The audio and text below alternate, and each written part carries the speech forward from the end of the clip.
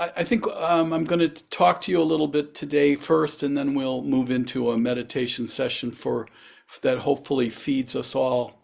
What I'd like to talk about today is something that's just right on the border of what's going to be happening soon. As we know, we are now moving into the rush of what we call holiday season. And the holiday seasons are filled with lots of things, and they affect us in many different ways.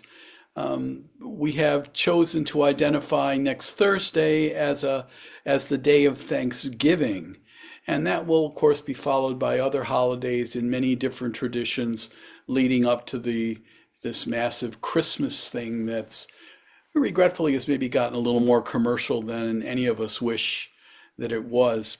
But from the purpose of Thanksgiving, my thoughts are about that particular holiday today. If you've noticed, and if you've been coming to Sangha, Zoom Sanghas or in-person Sanghas for any period of time, especially since Kozen and I kind of do things in a sort of similar way, there's always been a check-in. And the check-in has a particular purpose. Number one, it breaks the ice for new people. It also gives a sharing of ideas that happen among us, depending upon what the question is proposed to the group for that particular point in time. But you'll also notice that we always say, "What is your gratitude? What is your gratitude?" And I've adopted a phrase called an attitude of gratitude. I like it because it's kind of got a catchy little thing about it, you know. And this attitude of gratitude is what we're moving into for next Thursday. It sort of saddens me a little bit that this day of gratitude, this day of Thanksgiving, we make a big deal about it because it's this one time that we recognize this idea of giving thanks.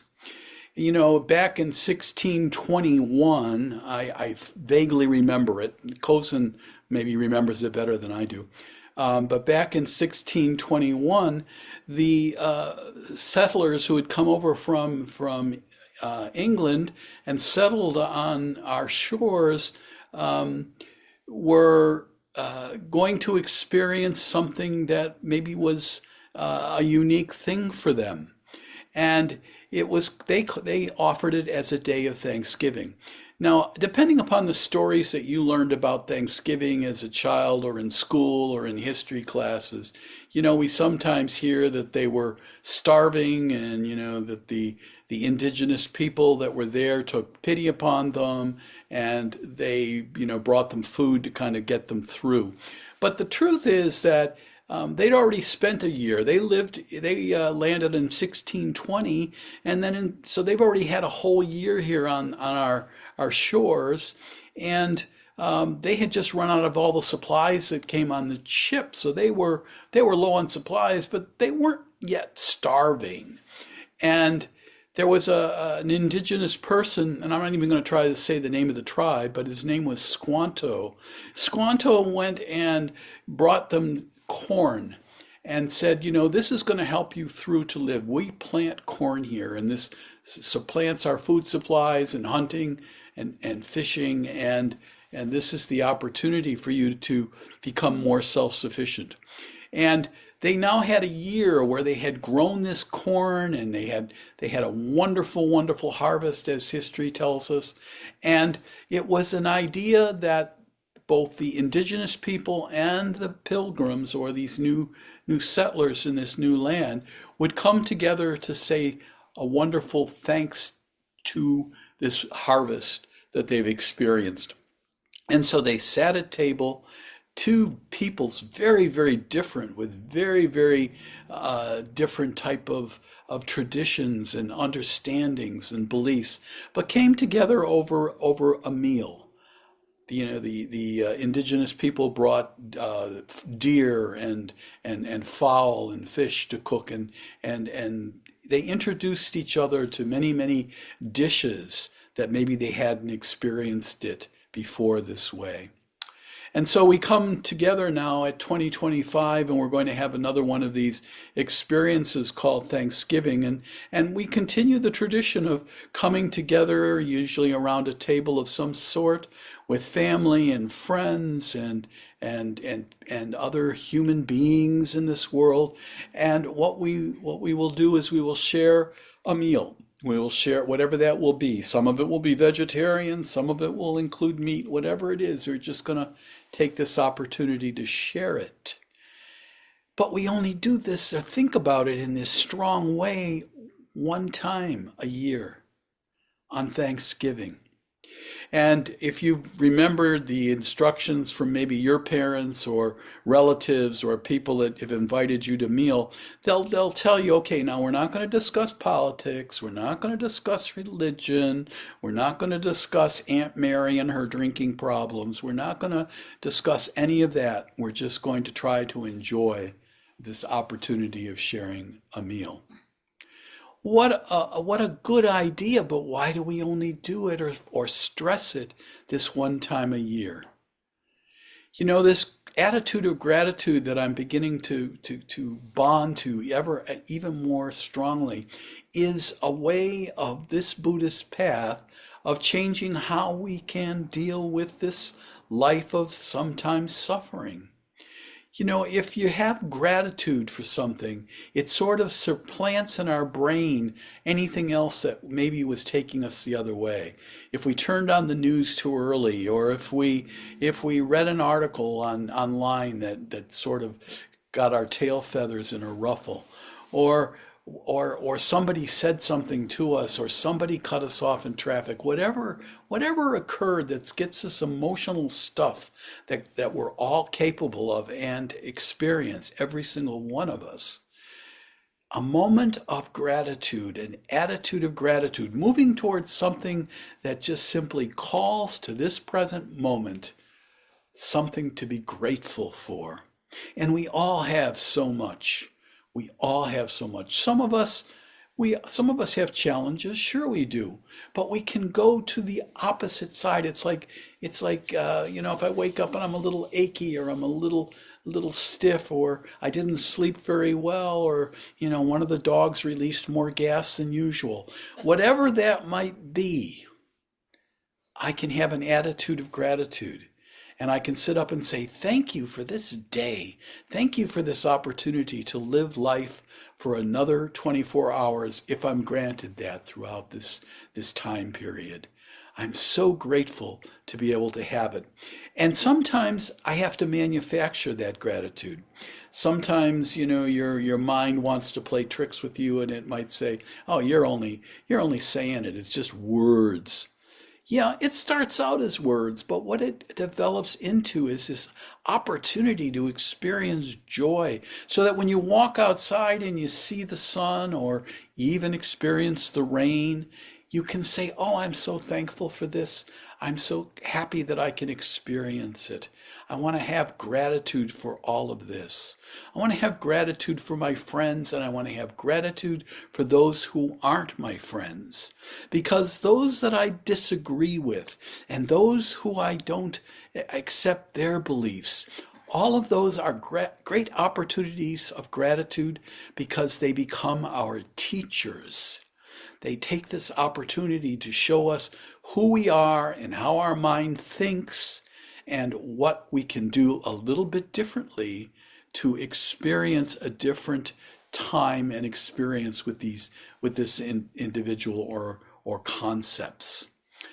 It's wonderful that we do things special on Thanksgiving, going off and maybe working in a homeless shelter, or going to visit people in a home for the aged, or bringing food to somebody else's home, taking pet supplies into the local animal shelters, blankets, sheets, food, and so that this loving kindness, this gratitude builds and builds. This is a wonderful thing to do.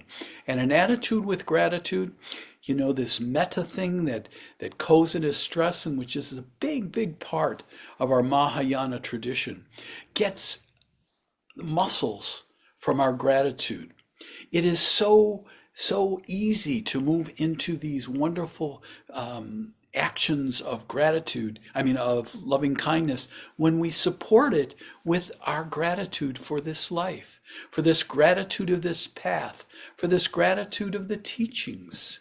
And we become to appreciate this so much more than just experiencing it once a year or maybe even just once a week in Sangha. This is a daily, moment by moment thing that we can do to be able to feel this gratitude. We heard it in Tuan's words this morning.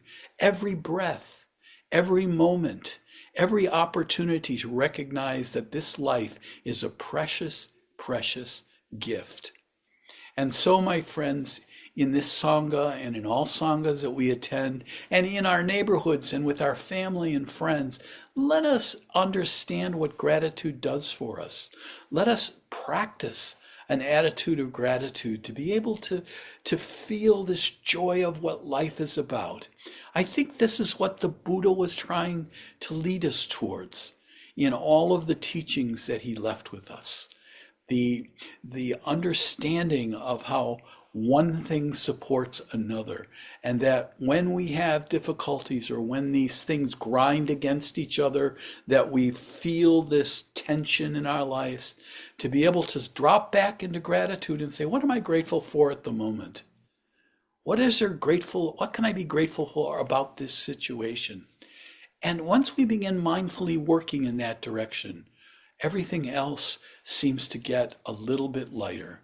And this grinding onto our own emotional status allows us the opportunities to be loving, to be kind, to be compassionate, to move our feelings from beyond the feelings and thought to actual actions, to be able to do something that's compassionate, to be able to do something that's loving.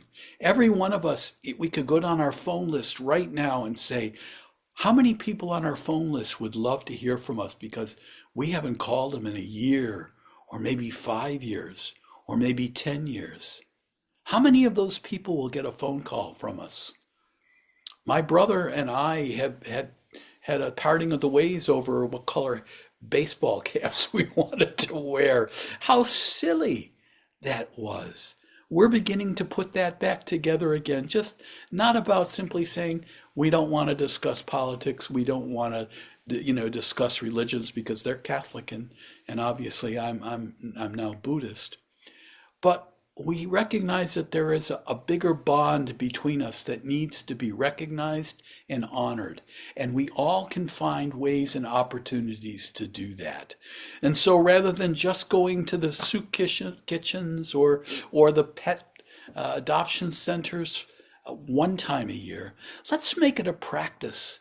Let's make it part of our life, our metta, to be able to give and give and give. And I don't know about you, but when I find this opportunity to do it, it feels a whole lot better. I'll tell you a quick story to end this talk. And one time I was getting gas at a gas station. And as I was out pumping the gas and I was in my robes, a homeless gentleman came up and he asked me, he said, can I have a few bucks? And I looked at him and I just said, "Yeah, I'm sorry, I don't carry any cash. Wish I could help you out, buddy, but I really don't carry any cash." And that was the truth. It wasn't lying. I would have been happy to give it to him. But it was short-sighted because this man was hungry. He was looking for something to eat. And all of a sudden I realized, well, wait, how am I paying for this gas? I'm paying for this gas with a plastic card. And I can take this man into the gas station and tell him to buy anything he wants, and I will pay for it because I've got this plastic card. I had this ability to do it. And so that's what I did. I gathered him up and I took him in and I said, have what you want. I'm going to pay for it. I want you to have something that you desire to eat. And then I watched him go around and get all the kinds of food which I knew were not going to be good. Cupcakes and candy and pop and all those kind of things. And I thought, but it's going to give him some joy. And in doing that and being more mindful about my opportunities to be compassionate and to be good-hearted and loving, raised both of our spirits that particular evening. So Sangha, don't become unmindful about this opportunity to have gratitude for not only yourself, but gratitude for the work that you understand is possible to end some of the suffering in this world. Do what you can. Do what you can. Many times I'll end my Sangha meetings or I'll end Zoom telling people, today go do something nice for yourself. And then when you're done, go do something nice for somebody else. Those are my words this morning.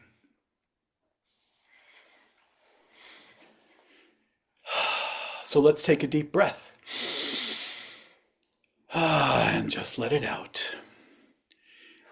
Recognizing an attitude of gratitude for this Sangha and for the